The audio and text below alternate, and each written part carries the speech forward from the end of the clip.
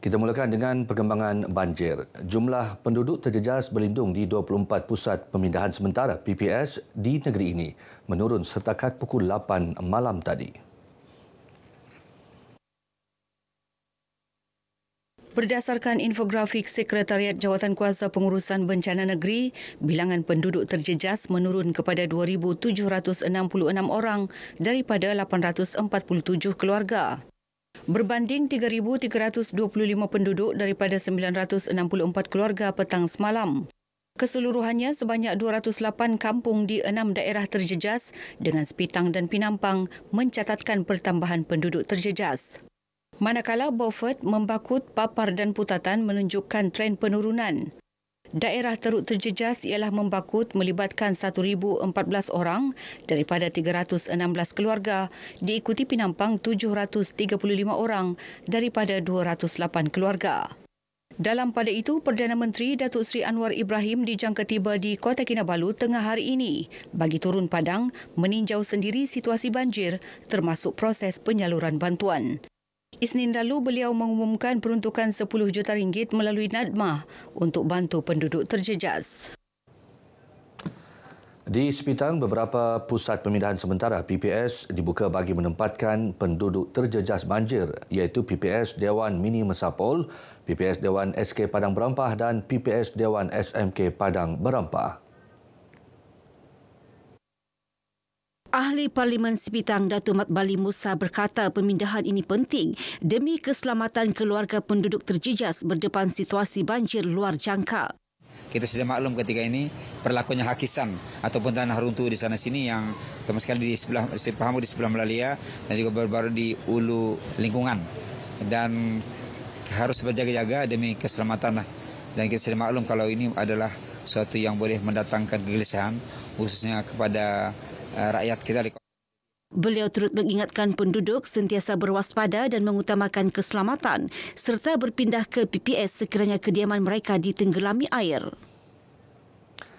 Kerajaan Persekutuan diharap dapat mempertimbang pembinaan pusat pemindahan kekal PPK di Sabah bagi menempatkan penduduk terjejas banjir. PPK berkenaan juga akan memudahkan proses pemindahan penduduk. Kemudahan PPK itu juga membantu Jawatankuasa Pengurusan Bencana Daerah JPBD mengurus bencana banjir dengan lebih efisien terutama pada waktu persekolahan. Untuk membolehkan masyarakat atau mangsa dapat ditempatkan di tempat berkenaan. Sekarang masa cuti, tapi kalau masa digunakan sekolah, jadi kita ada masalah. Jadi dengan adanya PPK, sekurang-kurangnya dapat membantu. Beliau ditemui pemberita selepas meninjau kejadian tanah runtuh berhampiran kuartus Institut Perguruan IPG Kampus Gaya, Kota Kinabalu. Ketika ini, Jabatan Pendidikan Negeri membenarkan 6 JPPD menggunakan sekolah sebagai pusat pemindahan sementara bagi menempatkan penduduk terjejas banjir. Datuk Dr. Muhammad Arifin berkata kerajaan negeri akan menyalurkan bantuan keuangan kepada sekolah di 6 daerah terlibat bagi tujuan kerja-kerja pembersihan atau pembaikan kerosakan dialami. Dalam pada itu, Datuk Dr. Muhammad Arifin yang juga Exco Agama dan Pendidikan Negeri berkata kerajaan negeri akan mencari alternatif terbaik menyelesaikan isu bangunan daif dan penggantian tangki air di IPG Kampus Gaya, Kota Kinabalu. Perkara itu akan dibawa ke pengetahuan Ketua Menteri untuk diambil tindakan. Saya akan bawa kepada yang amat berhormat Ketua Menteri bagaimana cara untuk kita membantu.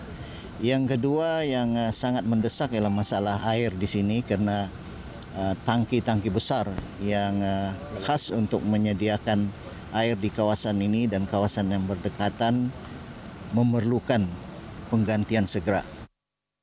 Datuk Dr. Muhammad Arifin berkata JKR telah mengenal pasti lokasi bagi menempatkan tangki air di kawasan itu.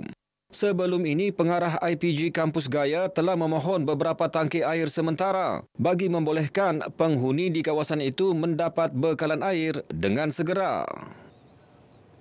10 juta ringgit diperuntukkan kepada Jabatan Hal Ehwal Wanita Sabah Jewa bagi program pemerkasaan wanita.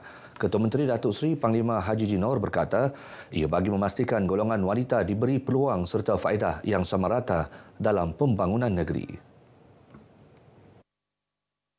Selain menggalakkan lebih ramai pemimpin wanita terlibat dalam proses pembentukan dasar serta pembuatan keputusan dalam pelbagai sektor termasuk perkhidmatan awam dan agensi kerajaan. Datuk Haji Ji berucap merasmikan Simposium Pemimpin Wanita Sabah Anjuran Jewa di Pusat Konvensyen Antarabangsa Sabah SICC, Kota Kinabalu.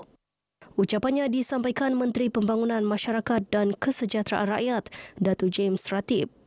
Simposium ini dihadiri hampir 3,000 peserta wanita dari seluruh Sabah. Ia memfokuskan kepada bidang pendidikan, ekonomi dan kepimpinan sejajar dengan dasar wanita negara. Kementerian Pelancongan, Kebudayaan dan Alam Sekitar KEPKAS komited memelihara dan memajukan warisan budaya di negeri ini.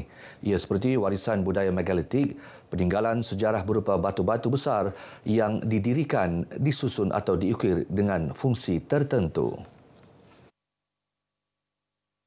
Menterinya Datuk Seri Panglima Christina Liu berkata, antara langkah dilaksana termasuk kajian ilmiah berterusan bersama universiti dan para penyelidik untuk mendokumentasikan serta menilai tapak-tapak megalitik di negeri ini. Selain memelihara tapak bersejarah seperti Muzium Tapak Perkuburan Purba Kampung Pegunungan Pinampang, beliau berucap merasmikan Seminar Budaya Megalitik Negeri Sabah di Universiti Malaysia Sabah. Teks ucapannya dibacakan Timbalan Setiausaha Tetap 2 KEPKAS, Datin Dr. Cleopatra alias Claire Asing. Budaya megalitik bukan hanya warisan berupa objek, sebaliknya membawa makna yang mendalam tentang kepercayaan, adat resam dan sistem sosial masyarakat lampau. Bagaimanapun langkah memelihara perlu dilaksana bagi mengelak tamadun megalitik ini terancam akibat pembangunan tanpa kawalan atau musnah kerana kurangnya kesedaran masyarakat.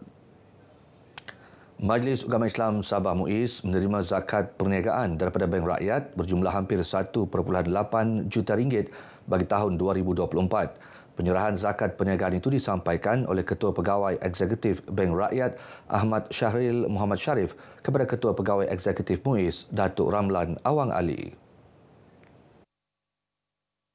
Penyerahan zakat disaksikan yang di-Pertuan Negeri Tun Musa Aman, Menteri Pembangunan Usahawan dan Koperasi Datuk Iwan Benedik dan Pembantu Menteri kepada Ketua Menteri Datuk Ruslan Muharram di Istana Sri Kinabalu. Yang memerlukan perkhidmatan perbankan, datanglah mendapatkan perkhidmatan itu di Bank Rakyat kerana kita boleh kembalikan semula kepada rakyat Sabah dalam bentuk zakat, keuntungan dan juga bantuan-bantuan lain.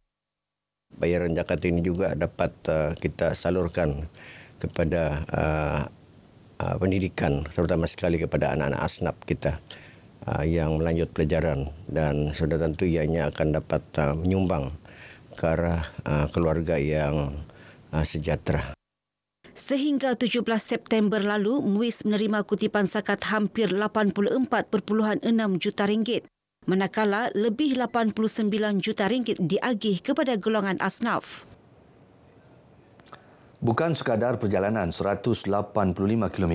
Sebaliknya, ekspedisi Langkah Juang Pendidik Anjuran Air Guru Sabah wadah menyemarakkan semangat patriotisme, perpaduan dan melahirkan generasi muda berintegriti. Program 4 hari dari Kudat ke Kota Kinabalu ini menyaksikan penyertaan 10 guru dan pelajar Akademi Bina Insan Kudat. Di dalam konteks negara kita yang sudah mencapai lebih 60 tahun sebagai sebuah negara bangsa, bertujuan untuk memberikan inspirasi kepada semua masyarakat kita. Yang paling saya gembira tengok bangsa lain, semua bangsa sanggup berhenti, ada yang sampai okey ni bagi air, okey terima kasih kan. Jadi itulah semua cabaran tadi yang panas melecet tu hilang dengan sendirinya. IPG akan bekerjasama dengan Air Guru Sabah, ABI yang akan wujud di Kudat, di Ranau dan di tempat-tempat akan datang ni, tempat latihan untuk melahirkan bukan guru semata-mata tetapi maha guru yang akan memberi impak masa depan pendidikan yang lebih baik.